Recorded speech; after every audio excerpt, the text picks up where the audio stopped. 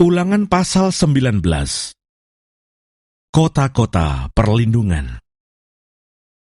Apabila Tuhan Allahmu sudah melenyapkan bangsa-bangsa yang negerinya diberikan kepadamu oleh Tuhan Allahmu, dan engkau sudah menduduki daerah mereka dan diam di kota-kota dan rumah-rumah mereka, maka engkau harus mengkhususkan 3 kota di dalam negeri yang diberikan Tuhan Allahmu kepadamu untuk diduduki.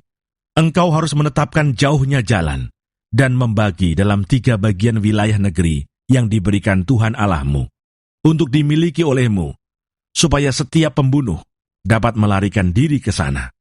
Inilah ketentuan mengenai pembunuh yang melarikan diri ke sana dan boleh tinggal hidup apabila ia membunuh sesamanya manusia dengan tidak sengaja dan dengan tidak membenci dia sebelumnya. Misalnya, apabila seseorang pergi ke hutan dengan temannya untuk membelah kayu, ketika tangannya mengayunkan kapak untuk menebang pohon kayu, mata kapak terlucut dari gagangnya, lalu mengenai temannya sehingga mati. Maka ia boleh melarikan diri ke salah satu kota itu dan tinggal hidup. Maksudnya, supaya jangan penuntut tebusan darah sementara hatinya panas dapat mengejar pembunuh itu. Karena jauhnya perjalanan, menangkapnya dan membunuhnya. Padahal pembunuh itu tidak patut mendapat hukuman mati, karena ia tidak membenci dia sebelumnya. Itulah sebabnya aku memberi perintah kepadamu demikian. 3 kota haruslah kau khususkan. Dan jika Tuhan Allahmu sudah meluaskan daerahmu nanti, seperti yang dijanjikannya, dengan sumpah kepada nenek moyangmu, dan sudah memberikan kepadamu seluruh negeri yang dikatakannya, akan diberikan kepada nenek moyangmu. Apabila engkau melakukan dengan setia perintah ini, yang kusampaikan kepadamu pada hari ini, dengan mengasihi Tuhan Allahmu, dan dengan senantiasa hidup menurut jalan yang ditunjukkannya, maka haruslah engkau menambah 3 kota lagi kepada yang 3 itu, supaya jangan tercurah darah orang yang tidak bersalah di negeri yang diberikan Tuhan Allahmu kepadamu menjadi milikmu, dan hutang darah melekat kepadamu.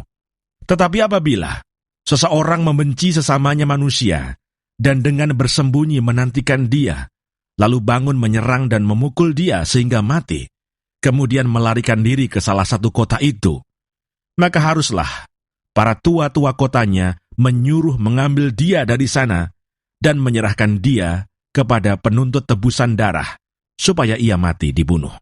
Janganlah engkau merasa sayang kepadanya. Demikianlah harus kau hapuskan darah orang yang tidak bersalah dari antara orang Israel, supaya baik keadaanmu. Larangan menggeser batas tanah. Janganlah menggeser batas tanah sesamamu yang telah ditetapkan oleh orang-orang dahulu di dalam milik pusaka yang akan kau miliki di negeri yang diberikan Tuhan Allahmu kepadamu untuk menjadi milikmu.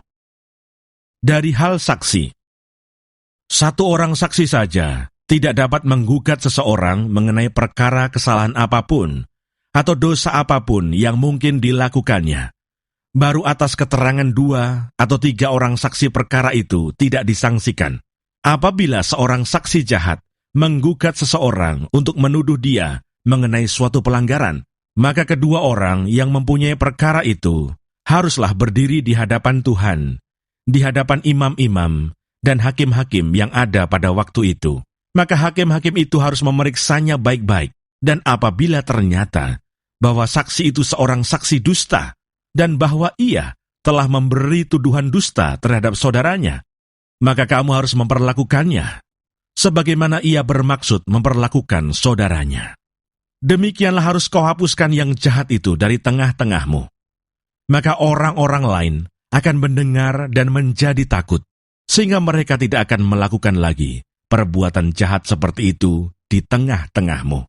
Janganlah engkau merasa sayang kepadanya, sebab berlaku nyawa ganti nyawa, mata ganti mata, gigi ganti gigi, tangan ganti tangan, kaki ganti kaki.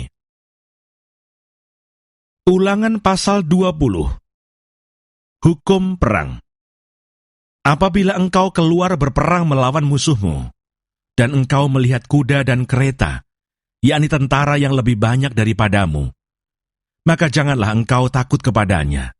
Sebab Tuhan Allahmu, yang telah menuntun engkau keluar dari tanah Mesir, menyertai engkau. Apabila kamu menghadapi pertempuran, maka seorang imam harus tampil ke depan dan berbicara kepada rakyat, dengan berkata kepada mereka, "Dengarlah, hai orang Israel, kamu sekarang menghadapi pertempuran melawan musuhmu. Janganlah lemah hatimu, janganlah takut, janganlah gentar, dan janganlah gemetar karena mereka. Sebab Tuhan Allahmu, Dialah yang berjalan menyertai kamu untuk berperang bagimu melawan musuhmu, dengan maksud memberikan kemenangan kepadamu." Para pengatur pasukan haruslah berbicara kepada tentara demikian, "Siapakah orang yang telah mendirikan rumah baru tetapi belum menempatinya? Ia boleh pergi dan pulang ke rumahnya, supaya jangan ia mati dalam pertempuran dan orang lain yang menempatinya. Dan siapa telah membuat kebun anggur tetapi belum mengecap hasilnya, ia boleh pergi dan pulang ke rumahnya, supaya jangan ia mati dalam pertempuran dan orang lain yang mengecap hasilnya. Dan siapa telah bertunangan dengan seorang perempuan tetapi belum mengawininya, ia boleh pergi dan pulang ke rumahnya, supaya jangan ia mati dalam pertempuran dan orang lain yang mengawininya." Lagi para pengatur pasukan itu harus berbicara kepada tentara demikian, "Siapa takut dan lemah hati, ia boleh pergi dan pulang ke rumahnya, supaya hati saudara-saudaranya jangan tawar seperti hatinya." Apabila para pengatur pasukan selesai berbicara kepada tentara, maka haruslah ditunjuk kepala-kepala pasukan untuk mengepalai tentara. Apabila engkau mendekati suatu kota untuk berperang melawannya, maka haruslah engkau menawarkan perdamaian kepadanya. Apabila kota itu menerima tawaran perdamaian itu, dan dibukanya pintu gerbang bagimu, maka haruslah semua orang yang terdapat di situ melakukan pekerjaan rodi bagimu dan menjadi hamba kepadamu. Tetapi apabila kota itu tidak mau berdamai dengan engkau, melainkan mengadakan pertempuran melawan engkau, maka haruslah engkau mengepungnya, dan setelah Tuhan Allahmu menyerahkannya ke dalam tanganmu, maka haruslah engkau membunuh seluruh penduduknya yang laki-laki dengan mata pedang.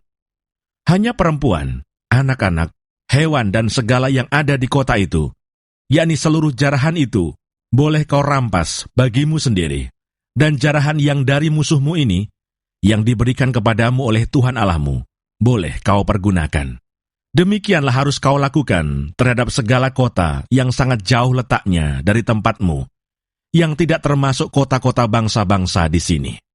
Tetapi dari kota-kota bangsa-bangsa itu yang diberikan Tuhan Allahmu kepadamu menjadi milik pusakamu, janganlah kau biarkan hidup apapun yang bernafas, melainkan kau tumpas sama sekali, yakni orang Het, orang Amori, orang Kanaan, orang Feris, orang Hewi, dan orang Yebus, seperti yang diperintahkan kepadamu oleh Tuhan Allahmu, supaya mereka jangan mengajar kamu berbuat sesuai dengan segala kekejian yang dilakukan mereka bagi Allah mereka, sehingga kamu berbuat dosa kepada Tuhan Allahmu. Apabila dalam memerangi suatu kota, engkau lama mengepungnya untuk direbut, maka tidak boleh engkau merusakkan pohon-pohon sekelilingnya dengan mengayunkan kapak kepadanya. Buahnya boleh kau makan, tetapi batangnya janganlah kau tebang. Sebab pohon yang di padang itu bukan manusia, jadi tidak patut ikut kau kepung. Hanya pohon-pohon yang engkau tahu tidak menghasilkan makanan, boleh kau rusakkan dan kau tebang, untuk mendirikan pagar pengepungan terhadap kota yang berperang melawan engkau, sampai kota itu jatuh. Ulangan pasal 21. Cara mengadakan pendamaian karena pembunuhan oleh seorang yang tak dikenal. Apabila di tanah yang diberikan Tuhan Allahmu kepadamu untuk menjadi milikmu, terdapat seorang yang mati terbunuh di padang, dengan tidak diketahui siapa yang membunuhnya, maka haruslah para tua-tuamu dan para hakimmu keluar mengukur jarak ke kota-kota yang di sekeliling orang yang terbunuh itu. Kota yang ternyata paling dekat dengan tempat orang yang terbunuh itu, para tua-tua kota itulah harus mengambil seekor lembu betina yang muda, yang belum pernah dipakai, yang belum pernah menghela dengan kuk. Para tua-tua kota itu haruslah membawa lembu muda itu ke suatu lembah yang selalu berair dan yang belum pernah dikerjakan atau ditaburi. Dan di sana, di lembah itu, haruslah mereka mematahkan batang leher lembu muda itu. Imam-imam Bani Lewi haruslah tampil ke depan, sebab merekalah yang dipilih Tuhan Allahmu untuk melayani Dia dan untuk memberi berkat demi nama Tuhan. Menurut putusan merekalah, setiap perkara dan setiap hal, luka melukai, harus diselesaikan. Dan semua tua-tua dari kota yang paling dekat dengan tempat orang yang terbunuh itu, haruslah membasuh tangannya di atas lembu muda yang batang lehernya dipatahkan di lembah itu. Dan mereka harus memberi pernyataan dengan mengatakan, tangan kami tidak mencurahkan darah ini, dan mata kami tidak melihatnya. Adakanlah pendamaian bagi umat-Mu Israel yang telah Kau tebus itu, Tuhan. Dan janganlah timpakan darah orang yang tidak bersalah ke tengah-tengah umat-Mu Israel. Maka karena darah itu telah diadakan pendamaian bagi mereka. Demikianlah, Engkau harus menghapus darah orang yang tidak bersalah itu dari tengah-tengah-Mu. Sebab dengan demikian, Engkau melakukan apa yang benar di mata Tuhan. Tawanan perempuan yang diambil menjadi istri.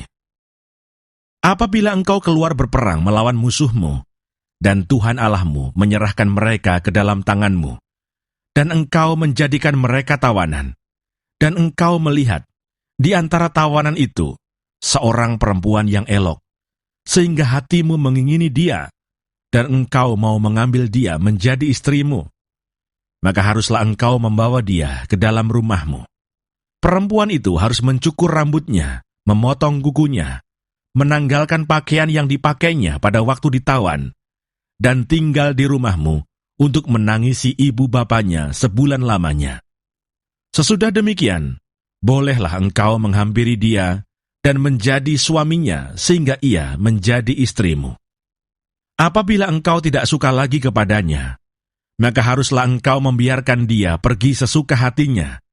Tidak boleh sekali-kali engkau menjual dia dengan bayaran uang. Tidak boleh engkau memperlakukan dia sebagai budak, sebab engkau telah memaksa dia. Hak kesulungan.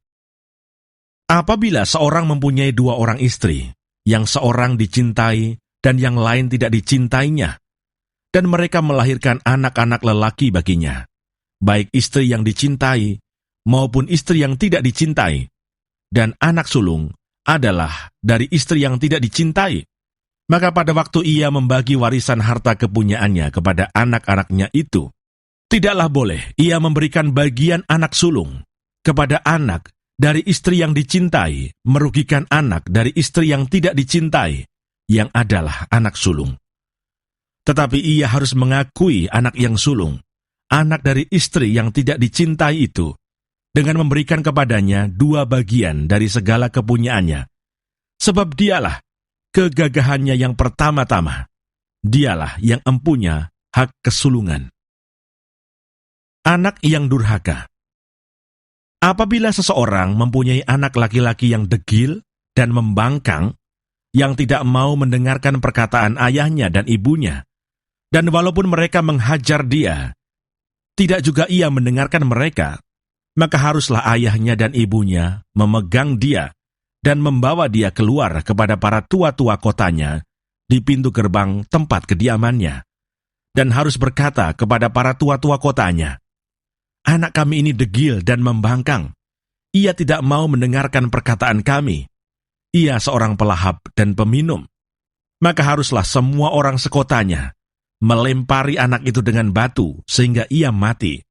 Demikianlah harus kau hapuskan yang jahat itu dari tengah-tengahmu, dan seluruh orang Israel akan mendengar dan menjadi takut. Penguburan orang yang dihukum mati. Apabila seseorang berbuat dosa yang sepadan dengan hukuman mati, lalu ia dihukum mati, kemudian kau gantung dia pada sebuah tiang, maka janganlah mayatnya dibiarkan semalam-malaman pada tiang itu. Tetapi haruslah engkau menguburkan dia pada hari itu juga, sebab seorang yang digantung terkutuk oleh Allah. Janganlah engkau menajiskan tanah yang diberikan Tuhan Allahmu kepadamu menjadi milik pusakamu.